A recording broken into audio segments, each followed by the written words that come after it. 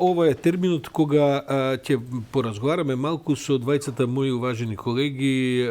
Љупчо Поповски секој понеделник е тука со нас. Ја викаме викенд колумна оваа средба, бидејќи обично разговараме за темите од твоите колумни, Љупчо, а со мене и колегата Дејан Андоновиќ. Тоа значи дека темата ќе ни биде надворешната политика, што друго не ако не украинската криза. Ова го кажувам бидејќи викендов гледам и утринава негдека по овие големи светски сајтови, breaking ньюзот е дека се очекува напад на Русија врз Украина негде кон средината на неделава, наводно се разбира. Меѓутоа тие информации се веќе објавени. Морам да кажем дека тие информации проструја и минатата недела, мислам дека дури и во Македонија за тие стратегиски проценки се известени оние кои што треба да знаат. Од друга страна, утринава гледам дека всушност за прв пат откако е започната кризата, Украина повикува на средба со Русија, бидејќи до сега секој со секого се среќаваше, Путин ги прими сите во својата московска кремелска резиденција, ама не и украинците, па сега украинскиот министер за надворешни работи Дмитрий Кулеба ги повикува русите во наредните 48 часа да остварат средба за да видат што се случува на границите. Прилично би се рекло може да се случи тоа да биде задоцната средба. Сепак, Дејан, што е она што викендов па и во изминатото деноноќие е најактуелно околу украинската криза? Па, првин во твојот влез најавата колку саат, кога, кој ден ќе биде изведен напад, мислам дека е малку несериозно. Дека медиумите велат и НАТО, Русија ќе нападне 8 саат, таво и таво, тој ден малку е, ми се чини, не е реално. Што се однесува до вториот дел, само да го искоментирам, Путин до сега одбиваше да се сретне со украинскиот државен врв, односно со неговиот украински колега Зеленски, ако не се варам, дека они дефинитивно одбиваше да се сретне. Сите со секого разговараа, точно е тоа, но Путин одбива да се види со раководството на Украина. Она што е за мене можен излез на целава состојба е веста од утринава дека Украина би можела да се откаже од своите аспирации за членство во НАТО, така да и покаже на Русија да ги даде тие безбедносни гаранции кои Москва и Путин ги бараат од НАТО, односно не ширење нели кон исток. И не случајно минатата недела, додека беше Емануел Макрон, францускиот претседател, онаа средба со големата маса, што ја и тие коментиравме неколку пати, каде што била спомната така наречена фински модел или финизација на состојбата во Украина, односно Украина да добие некаков статус како што тој го имаше Финска за време на студената војна, да биде неутрална. Ќе има влијание од СССР, тогаш имаше од СССР, сега ќе има влијание од Русија, но ќе биде неутрална држава која нема да влегува во НАТО, нешто што финците не им се допаѓаше изминатиот период. И тоа баш во периодот кога сега финците размислуваат да влезат во НАТО. Токму тоа велам, финската јавност не беше одушевена многу од тој фински модел, бидејќи 50 на 60 години има страшно големо влијание од Русија, а не може да го спречат никако, бидејќи беа така наречена неутрална држава. Па ја би рекол дека и во последните 200 години Финска има влијание. Оти како ќе замрзнат езерата и овие табоводните мочуриштата низ ова, во историјата следуваше некакво, да кажем, напади и така натаму, па кој ќе дојде пролет, па ќе се растопат, па доаѓа време. Јас видам слободен да кажам дека Русија многу е нели како силна држава и тогаш беше силна, и ќе потсетам на зимска војна во 41-та кога огромната советска армија се обиде да ја порази Финска, па не успеа, долго време и требаше да ја порази, и тогаш французите и англичаните не им испратија на време на помош, инаку за малку ќе беше поразен Сталин, што ми укажува само дека не мораме баш така да гледаме голема војска ќе освои, мала војска ќе биде војна и така натаму. Јас бев првиот што зборувавме во јавноста дека Путин нема враќање сега, мора нешто да направи. Токму тоа сакав да го кажам. Тоа што сакам да го поразговараме. Но да видиме што ќе биде со неутралноста на Украина. Еве, тоа е новата вест од утринава, па да видиме. Љупчо, што се сега всушност опциите на Путин? Јас Пишував и јас во мојот коментар утрински дека сега кога толку многу ќе набилдате војска, кога ќе ги дигнете толку многу очекувањата и барањата, притисоците, кога барањата ви се практично неприфатливи за другата страна, и тоа јасно е кажано во десетина средби така натаму, се што останува, што може Путин да направи? Може ли да се собере, да се спакува и да се врати во Москва? Говорам за ова после потрошење на милиарда долари за воени ако е само милиарда, да.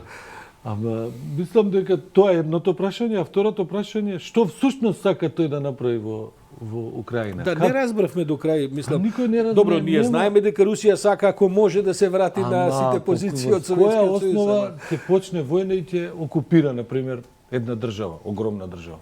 Ако би уопште сакал да почне војната, и тоа не е јасно. Тоа, значи на зошто би почнал толку голема војна со толку многу војници ангажирани на инвазија? Зошто? Ја мислам дека сите го поставуваат тоа основно прашање.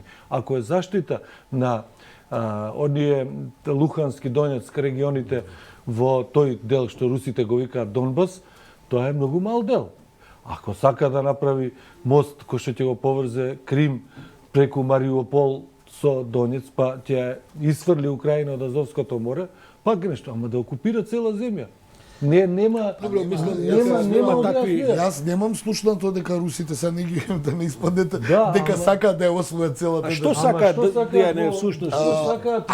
Што сакаат толкава војска што е натрупана, што сакаат? Ајде сакаат? вака, она што го речете, они би сакале да можат Украина прво да ја вратат под свое влијание, зошто бидејќи Украина беше и житница на Европа и има ресурси. Неспорно е значењето на Украина. Она што Украина. јас можам да го прочитам и повторно ќе кажам, ЦИЕ уште 2000 година излезе со проценка дека Украина до 2025 ќе се подели на пола. Левиот дел, односно западниот, ќе оди кон Полска, оној унијатскиот дел, овој православниот би одел кон Русија. Па тоа ли е намерата на Па Путин? јас Да мислам дели дека Полска? намерата што беше Крим да го врати врз основа на она од Советскиот сојуз, дека неправедно Хручков и ја одземал на Русија територијата, нели, Кримот. Да, Лугански, Донецк се 8 милиона руси. Тие велат она што сме го виделе веќе, тие се обесправени, сакаат со Па нас може да ли, живеат. добро, ја разбирам таа логика. Љупчо, можно ли е тоа да се направи? Може ли Полска да се подели на сила со војска? Украина. Се извинувам, Полска. Да, добро, да се разбира. Украина. Значи ние луѓе Можно ли е тоа воопшто дури како воена операција? Зашто прашувам? Мислам, ние знаеме што значат војните. Вие денеска ќе направите операција, тоа е огромна руска армија, се разбира една од најспособните во светот, предпоставуваме и така натаму. Ама не е прашањето што ќе направиш денеска, што ќе правиш утре? Што ќе правиш следниот понеделник? Што ќе правиш за месец дена? Тоа е прашањето. Да, ова во тој текст од сега што зборувавме за овој текст за во врска со Кисинџер, за таа негова славна колумна од 2014 година, тој вели кога треба да се реши проблемот, значи лесно е да се влезе во војна, тешко е да решиш како од неја ќе излезеш. И за да го најдеш решението треба да тргнеш од крајот.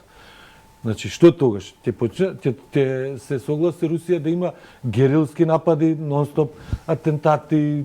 Па таму ќе биде полошо од Чеченија, бидејќи огромен е теренот. Што се случувало во 1941 до 1945 во Украина, кога голем дел од тие националисти, жестоки националисти украински, влегле во служба на нацистичките војски и учествували во погроми на евреи. Значи тоа има една многовековна традиција на спротивставеност на едни на други.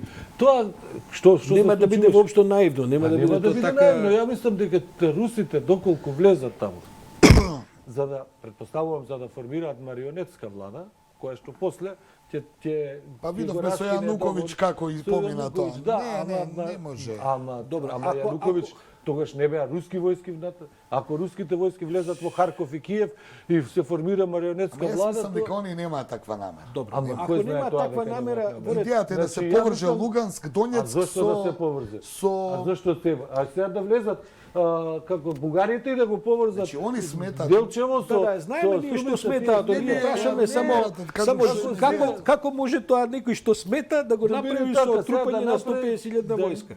Затоа што они сметаат дека ќе им биде добро. Па и да се поврзат со молдавскиот Преднестровје и така ќе влезат во Европа. Тоа е целата идеја. Остават Украина во едно парче околу кон границата со Белорусија, која што ќе биде, Добро. да речем, 1/4 од сегашна Украина. Тоа значи да Украина е 44 милиони луѓе.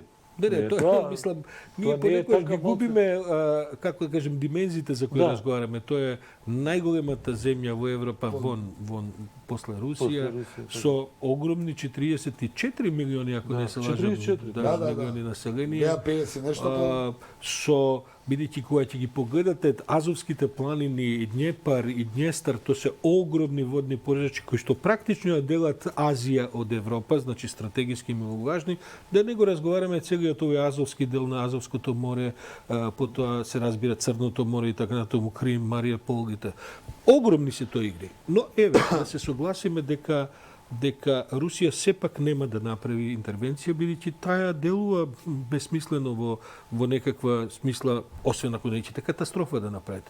Но што е потоа, Љупчо, опцијата на Путин? Како од ова сега да се излезе? Ако да речеме дека инвазијата не е опција. Значи, ја не би знаел да кажам, мислам, ја можам моје толкување да дадам, ама кога ниеден од западниве лидери што се среќава, што имаат разузнавачки информации максимални, тоа кој знае како работи сега тоа. Се разбира, се е дигнато на дека никој не знае што понатаму ќе прави Путин, дека всушност мистерија и тоа што сега прави и што понатаму ќе прави, дека не знаеме на кој начин работите ќе се развијат. Еве денеска ќе оди Шолц во Украина, во Киев, а утре е во Москва. И демек последно патување пред таа наводна интервенција. Но ја мислам дека тоа што се зборува дека во средата нападне, тоа е еден огромен разузнавачки притисок врз Русија да не го прави интервенцијата, дека тоа е практично авансирање за да ја спречи. Па, апсолутно. Ама тоа не можеш да знаеш дека нема да се случи. Добро. Јас му предпоставувам дека дел од разговорите во Пекин, кога беше со Ши Џинпинг, дека Ши Џинпинг му викал, предпоставувам, не сум сигурен дека ако има интервенција, барем да не биде за Олимпијадава. Олимпијадава треба да заврши оваа недела, во крајот на оваа недела. Кога? Да, Олимпијадата треба да заврши 16 дена до крајот на недела. Да, до крај на недела. Ако ова дојде, значи да го наруши принципот на, значи ќе се повтори истата работа од 2008 со војната со Грузија. Американците имаат многу искуство, Кисинџер го цитираше, со војни кои што ги започнувале, потоа не знаеле како да излезат од тие војни и се разбира дека последното ова со Афганистан, до душа пред тоа има уште низа, да не го спомнуваме ни Виетнам, кога е Кисинџер во прашање, па и корейските војни и така натаму. Меѓутоа, очигледно дека големите сили, ако Русија не е голема сила, Русија е значаен воен, се разбира, играч на светската карта, ама освен во нуклеарното оружје и во големината на земјата, што вели Гардијан во својот саботен коментар, таа не е голема сила. Русија исто така има историјат на вргување во војни кои потоа не може да ги на логичен начин, па дури и во сопствена корист да ги заврши. Ќе биде ли ова такво некое сценарио повторно? Има ли опасност да русите заглават, бидејќи ти велиш дека ова ги кошта милиарда долари, ние всушност не знаеме колку ова ги кошта, мора да кошта многу, а да подсетиме, Русија е сепак земја чија што економска сила во овој момент е на рамниште на една Италија. Која ќе споредите руската економија, таа е соодветствува на италијанската економија. Италија во Европа е 4-5 земја по економска моќ. Ама има ресурсите што другите ги немаат. Така е, се согласувам. Тоа е најголемата карта. Па затоа прашувам сега, што е всушност, како да кажем, game out за сето ова, што би можеле да бидат опциите? Може ли Путин на крај да каже добро, да се постигне, да се примири ситуацијата, да се повлече војската, што ќе биде неговата внатрешна политичка? Ја мислам дека една од ова што Дејан на почетокот го кажа за информацијата, дека една од варијантите е да Украина да објави дека нема да сака тоа ќе биде големото, да кажем, замрзне амбициите. Да ги замрзне. Ние знаеме што се случуваше 2008 година. Дека таму кај што ние доживеавме пораз во Букурешт, се расправаше и за Украина и Грузија. И тогаш не се донесе, и тоа не беа ни се донесе некаков заклучок да всушност во иднина никогаш да не станат членки Украина и Грузија. И Кисинџер во тоа што го прашуваат сега што ви правил, вели дека Украина не треба да стане членка на НАТО. Но треба да стане членка на ЕУ. Дека Украина е дел од Европа и треба да влезе во европската архитектура на овој или на оној начин како што сите земји сакаат.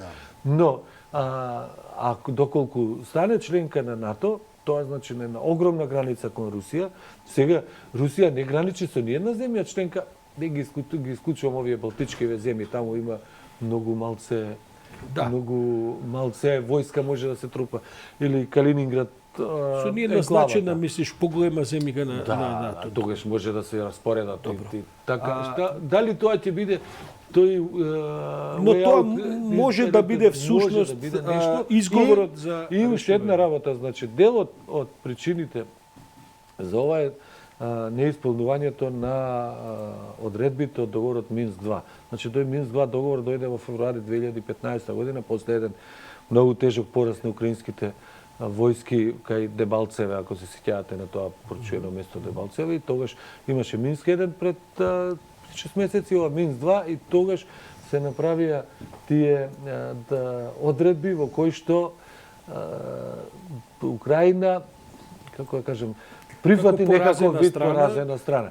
Значи таму размена на затвореници, контакт линија на поделба, организирање на локални избори со посредство и наблюдување на ОПСЕ, локалните власти во Донецк и Луганск да ги бираат судиите и обвинителите и полициските началници, значи, а тоаш ништо тоа не е направено.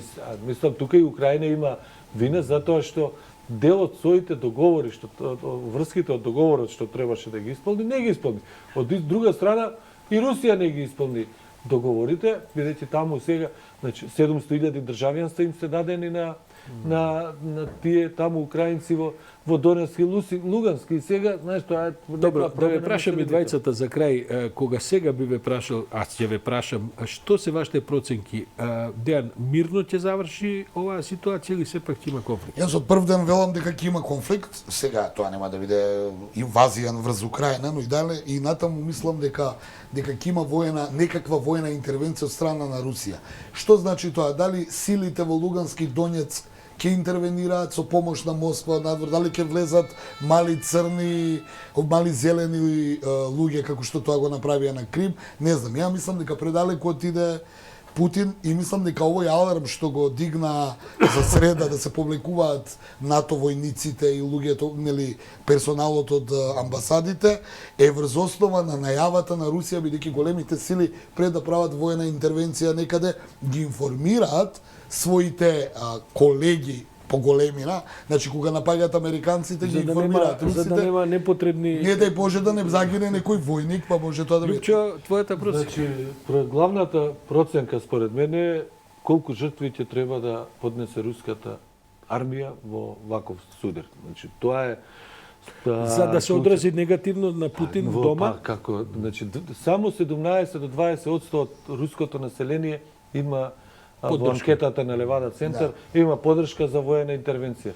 Значи, Украина не е сега таа Украина од 2014 распадната држава која поделена, Јануковиќ си бега, тоа Мајдан. Добро, и Порошенко, ја морам да за гледачите да знаат, Петро Порошенко сега се суди, тој беше крал на чоколадото и на големиот бизнес го имаше во Русија, токму кога беше конфронтиран со Русија.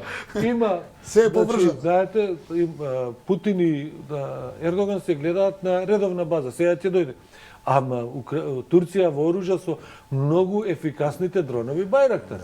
Тоа се стингери таму, Джевлин. Турција се пак членка на НАТО, меѓу другото, и тоа понекогаш се заборава кога се разговара за украинската криза. Од Британија, има од Америка, има, не е таа иста армија што беше 2014, така што има голема жртви. Ќе има, мислиш дека ќе има конфликт или не? Да, тоа јас не би можел да кажам. Мислам стварно затоа што Ја бев последен. Да, благодарам.